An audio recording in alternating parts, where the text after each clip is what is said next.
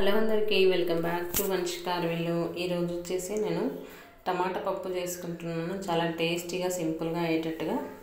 ఇక్కడ వచ్చేసి ముందుగా నేను 1.5 గ్లాసు కందిపప్పును తీసుకుంటున్నాను. కందిపప్పును తీసుకున్న తర్వాత అందులో వాటర్ పోసి 1-2 సార్లు బాగా కడుక్కోవాలి. నీట్గా వాష్ చేసుకొని పెట్టుకోవాలి. 1.5 కప్పు పప్పుకి 2 గ్లాసుల వాటర్ పోసుకోవాలి.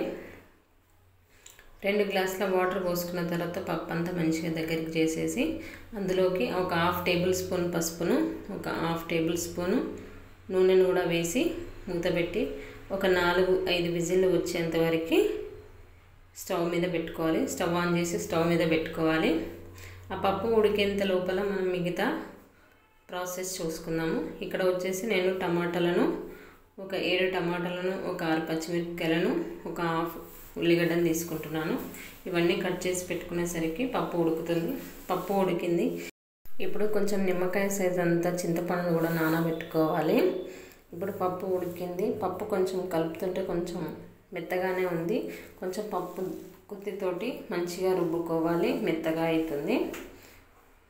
పప్పు గుత్తితోటి రుద్దిన తర్వాత పక్కకు పెట్టేసి స్టవ్ ఆన్ చేసి స్టవ్ మీద ఒక గిన్నె పెట్టుకొని అందులోకి ఒక 2 టేబుల్ స్పూన్ల ఆయిల్ పోసుకోవాలి. ఆయిల్ వేడైన తర్వాత అందులోకి జీలకర్ర, ఆవాలు, ఒక 4-5 ఎండుమిర్చిలను కూడా వేసుకొని కొంచెం చిటపటలు ఆడేంత దాకా ఉంచి అందులోకి ఒక 10-12 వెల్లుల్లిపాయలను కూడా కచ్చపచ్చగా దంచి అందులో వేసేసుకోవాలి.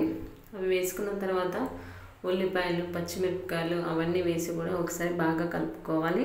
కొంచెం ఉల్లిపాయలు ఇట్లా వేగిన తర్వాత అందులోకి కొంచెం గుప్పెడు కరివేపాకును కూడా వేసుకొని ఒకసారి బాగా కలుపుకోవాలి. అవన్నీ వేగిన తర్వాత కట్ చేసి పెట్టుకున్న టమాటాలను కూడా వేసుకొని ఒకసారి బాగా కలిసేటట్టుగా మంచిగా కలుపుకోవాలి. టమాటాలు కొంచెం మెత్తగా బాగా మగ్గినాక అందులోకి ఒక టేబుల్ స్పూన్ పసుపును, రుచికి సరిపడా ఉప్పు, కారపొడి అవన్నీ వేసుకోవాలి. అవన్నీ వేసుకున్న తర్వాత ఒకసారి మళ్ళీ బాగా కలుపుకొని ఒక 2-3 నిమిషాలు మూత పెట్టి బాగా మగ్గించుకోవాలి. మగ్గించుకున్న తర్వాత టమాటాలు మంచిగా ఉడికిన తర్వాత మూత తీసి మళ్ళీ ఒకసారి బాగా కలుపుకొని మనం ముందుగా ఉడకబెట్టుకున్న పప్పును కూడా తీసుకొని అందులో పోసేసుకోవాలి.